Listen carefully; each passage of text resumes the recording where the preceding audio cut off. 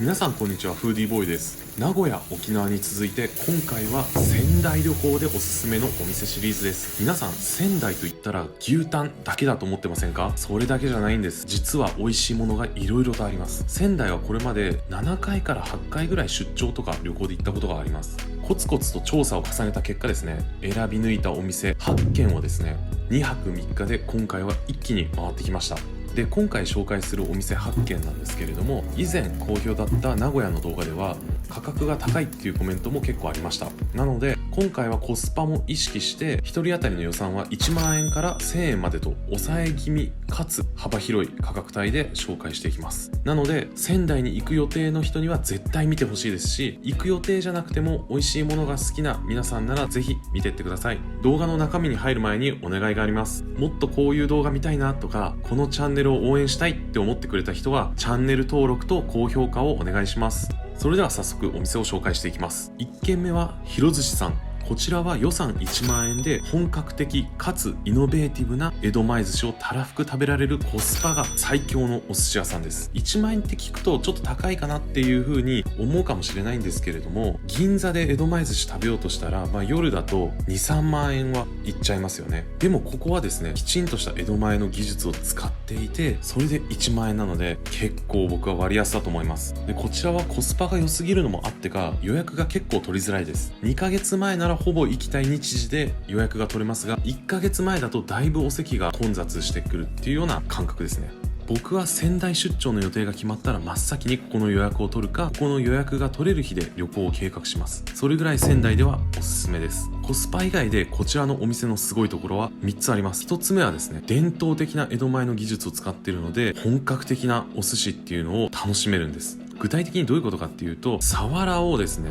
焼き米に漬けるとかいうですね、江戸前の技術の中でも最古の技術という風に言われてるみたいでして、こういったこともやっていたりとか、同じく最古の技術って言われてる金目鯛の味噌漬け、こんな技術も取り入れてるみたいです。また2つ目のすごいところなんですけれども、イノベーティブな味付けで唯一無二の美味しさがあります。どういうことかというと、例えばボタンエビとか、こちらはですね、卵を上にちょこんと乗せた上で、さらにちっちゃい桜エビのチップスっていうのを乗せてみたりだとか、中トロなんかは大根おろしとか乗せてみたりとか、ちょっと変わった創作寿司みたいな感じになってます。マスもですね、これは伊達政宗の兜に見立ててですね、ネギとおろしが上に乗っかっているっていうようなものだったりします。実はですね、こういうちょっと変わったことやってるので、お寿司食べ慣れてるよっていう人にも結構いいかなと僕は思います。結構新鮮な味付けで面白いっていうのが結構あります。また最後に3つ目なんですけれども、旨味が強いつまみが出てきて、酒がもうとにかく進みます。でしかも珍味が出てきて結構面白いです。私は食べた時はですね、クジラの赤身だったり猛火の星っていうサメの心臓ですね、これをニンニクとごま油で食べてみたりとか、あとは定番の珍味ではありますけれども、カラスミが出てきたりとかで、合計16貫とつまみを7品ほど食べて、日本酒を2合ほど飲んで1人1万円ちょっとでした。お腹もパンパンになって私は大満足でした。2軒目は蝶々。こちらはですね、いろりで海鮮を豪快に炉端焼きにしてくれるお店です。予算は5000円でかなりクオリティの高い海鮮が食べられます。特に何がすごいかと言いますと、こちらのトロイワシ、スーパーで見るイワシとは違くて1匹が大きくって脂もめちゃくちゃ乗って超ジューシーです。1つで650円なので1人で豪快にかぶりついて食べるのもいいですね。大きいのでいろいろ食べたい人はシェアしても十分満足できると思います。他にも刺身の盛り合わせとかは価格以上のいいものが出てきました。ちょっとした一品物や日本酒も安くて美味しいです。また仙台といったら三陸の牡蠣ですけれども、こちらの牡蠣フライ、これもですね、もうめちゃくちゃジューシーでブリッブリの大きな牡蠣フライで本当に美味しかったです。広寿司ほどお金は出せないけれども、仙台の近くで取れる美味しい海鮮を食べたいなっていう人はぜひこちらに行くことをお勧めします。ここから2軒は仙台で2トップと言われている牛タン屋さんを2つ紹介します。簡単にそれぞれのお店紹介した後でメニューごとに比較してどちらが良かったか教えたいなと思います。まず3軒目のお店、こちらは鶴野と読みます。どんなお店かというと、最高の牛タン料理をおつまみにしてお酒が飲める牛タン居酒屋です。夜しか空いてなくって、店内は少しおしゃれで洗練された感じです。食べログ上では仙台市内の牛タン屋で2位の評価となってます。人気店なので前広の予約は必須です。私は1ヶ月前ぐらいに予約しました。次は4軒目、角。こちらはですね、どんなお店かというと、仙台市内の牛タン屋さんで食べログ1位のお店です。市内にも何店舗かあるんですけれども、私はせっかくなので1位を取っている本店に行きました。昼も夜も営業しているんですけれども、平日の夜以外は予約が取れないので行列覚悟で行きましょう。私は開店1時間前に行って5人待ちぐらいでした。30分前にはですね、すでにかなりの行列になってます。3連休の土日で特に混んでいたっていう説はありますが、土日は早めに並んだ方がいいと思います。それではそれぞれのメニューを比較していきたいなと思います。まず牛タン焼き、こちら王道ですね。どちらもジューシーで歯切れがすごくいいです。ただしどちらも実は新タンという一番柔らかくて脂の乗っている高級部位、これはですね混ぜながらしか使っていないようです。確かに食べる部分によっては脂の乗りと歯切れの良さに違いがあるような感じがします。特徴的だったのは鶴野さんの方で、こちらはスモークか乾燥熟成のどちらかをおそらくしているんじゃないかなと思わせるような一工夫を感じました。いわゆる想像できる牛タンの味の一番美味しいもの、これが食べたければ角。でも普通の牛タンは食べ飽きたよって人は鶴野を僕はおすすめします。個人的には鶴野の方が味に深みと余韻を感じられて私は好みでした。次は牛タンの角煮、これはほぼ引き分けだと思いました。鶴野の方がいろんなスパイスを使って似ているようで複雑な味がして個人的には好みです。ですが牛タン自体の柔らかさと旨味はほぼ同じで、どちらも歯がなくても切れるような柔らかさなのにジューシーで超美味しいです。他のメニューも紹介すると、鶴野さんではタンのたたきっていうのを食べました。こちらは夜行けば角でも食べれるんですけれども、絶対に食べるべき名物だと思います。少し弾力があるんですけれども、霜降りがすごくてですね、口の中でゆっくり溶けていくような至福の味わいです。焼きよりも美味しいっていう人もいるみたいです。僕はどっちも美味しくって比べがたいなと思いましたが、あとはタンシチュー、こちらは角で食べました。角煮と同じで柔らかくてとてもジューシーです。スパイスが軽く効いていてご飯やお酒どちらにも合うかなと思いました。最後にまとめると、結局どっちがおすすめなのっていう話なんですけれども、個人的には昼に牛タン定食を食べるなら角、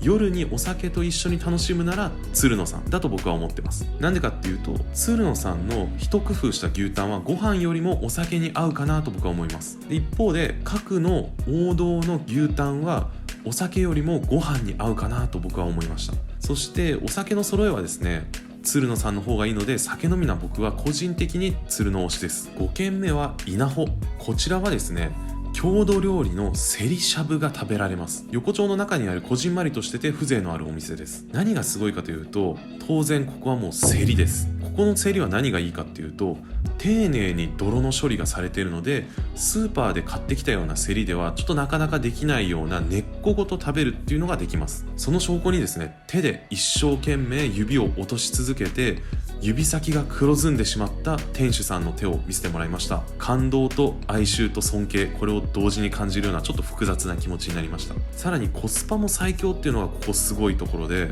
見ての通りわかる盛りだくさんのセリと締めのラーメンか雑炊どちらかを選んでつけられるんですけど、これでたったの1500円です。で量も2人でシェアできるほどのちょうどいい量が1人前で出てくるので大満足です。新鮮でシャキシャキと美味しいセリを出汁にくぐらせて食べるのは本当最高なので、仙台らしいものを食べてみたいっていう方はぜひこちらをどうぞ。ちなみにこちらは人気店なので早めの予約が必須です。遅い時間からは予約を受け付けていないので、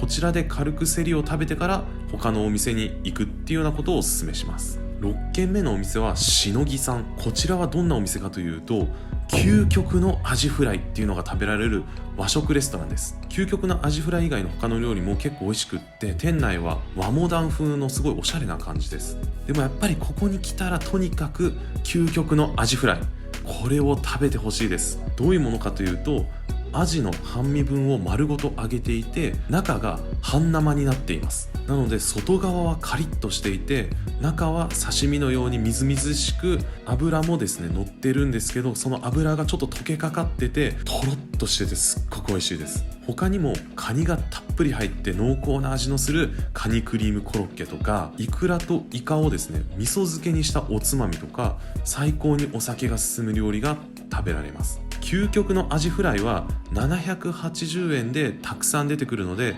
これ目当てにはしごする前提で行くのもいいかもしれませんね。仙台に行くたびに毎回食べたくなるような、まさに究極と言っていいアジフライでした。7軒目は末広さん。こちらはどんなお店かというと、朝から営業している老舗の中華そば屋さんです。このためだけに仙台に行く価値あるというほどではありませんけれども、朝ごはんや深夜の締めラーメンに困ったらぜひここへ行ってみてください。どんなラーメンかっていうと、油っぽくないのに肉の旨味がたっぷりあるスープがですね、飲み疲れた体に染み渡ります。こちらのお店何がすごいかっていうと、ネギが盛り放題なんです。肉もたっぷり入ったこちらの並ラーメンが800円なので、変なホテルの朝食で倍ぐらい払うよりは私は大満足の朝食になりました。また黄身が乗った焼き飯ってのも、醤油のコクと卵のまろやかさがいい具合に混ぜ合わさって悪魔的な美味しさなんで、お腹に余裕がある人はぜひ試してみてください。最後に8軒目は小虎さん。こちらどんなお店かというと、米沢牛が食べられる食べログ百名店の焼肉屋さんです。店内はおしゃれな雰囲気でデートとかにも向いています。どのメニューがすごかったかと言いますと、牛タン1500円で食べられる牛タンと、季節限定なんですけれども大判のサーロイン、これが絶品でしたね。牛タンは正直牛タン屋さんで食べるよりも美味しいんじゃないかなと思っちゃいました。牛タン屋さんのタンは表面に包丁を入れているケースが多くって、油がよく落ちる形で結構しっかりめに焼けちゃいます。一方こちらは油が中にとどまっていて、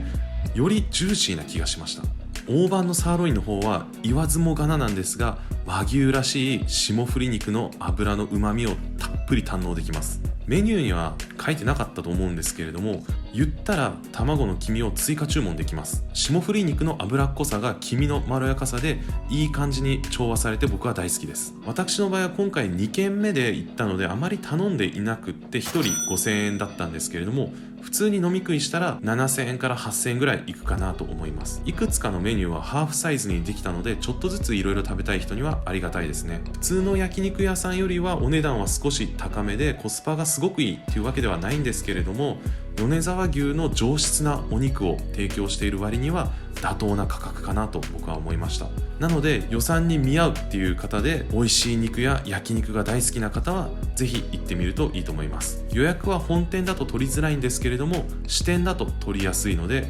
私は支店へ行きました。以上が仙台旅行でおすすめのお店8軒でした。行ってみたいと思うお店があったら高評価をお願いします。今年は投稿頻度を上げて、逆風で厳しい飲食業界を頑張って少しでも盛り上げに貢献していこうと思います。このチャンネルを応援したい、今後の動画も見てみたいっていう方はチャンネル登録して今後の活動を見逃さないでください。リクエストや疑問点もあればコメント欄にどんどん書き込んでください。それではまた。